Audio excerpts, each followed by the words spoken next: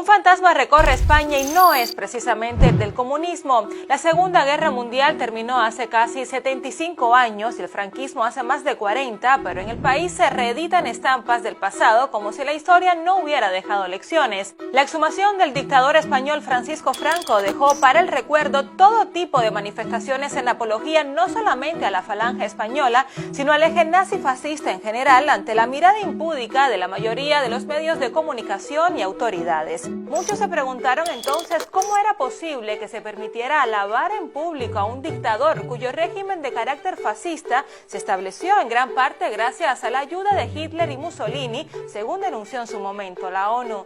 La respuesta está en el Código Penal español. No se castiga la muestra de simbología fascista, sino la acción de incitar al odio en sí.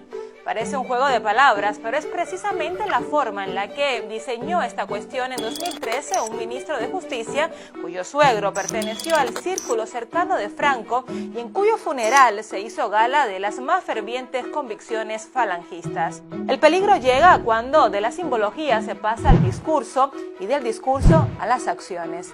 Es por ello que en otras naciones europeas como Alemania, Suecia, Italia o Austria se prohíbe expresamente el saludo nazi y todo tipo de expresión relacionada. Y es por ello también que el Parlamento Europeo aprobó en 2018 una resolución que solicita la ilegalización de entidades que exalten este tipo de dictaduras, pero en España no parecen darse por enterados. El país ibérico tiene su fundación Francisco Franco, que incluso ha sido financiada con dinero público.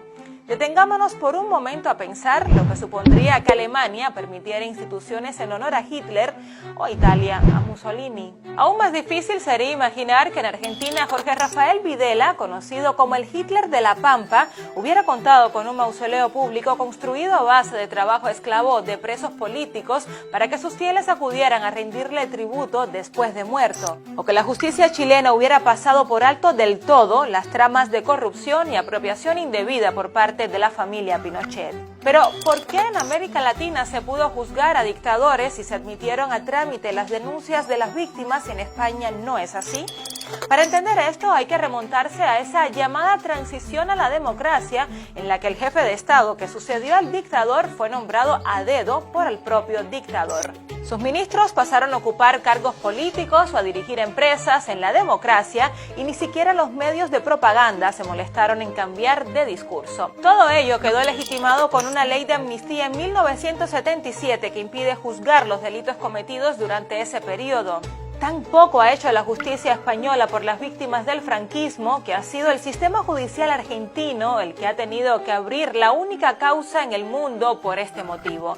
Investiga delitos como torturas, violaciones, robos de bebés y una larga lista de ataques a los derechos humanos.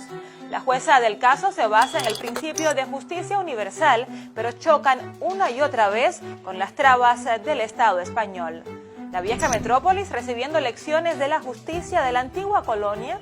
En los últimos 11 años, los tribunales argentinos han imputado a casi 3.000 personas por delitos de lesa humanidad, en su mayoría exmiembros de las fuerzas de seguridad que participaron en la represión ilegal de la última dictadura. De estos, más de 800 fueron condenados y otros 700 están siendo procesados.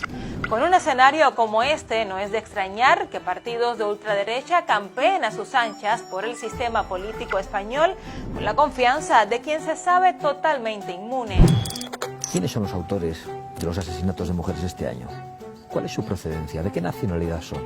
Que tiene también que ver con algunos problemas culturales, con una parte de la inmigración. ¿Pero tiene usted datos para decir esto? Sí, los tenemos, pero no quiero avanzar el dato exacto aquí. El fascismo paseándose por las calles y los medios reproduciendo todo sin ningún tipo de filtros, como si esto no pareciera ya un déjà vu. Después será tarde para preguntar qué salió mal.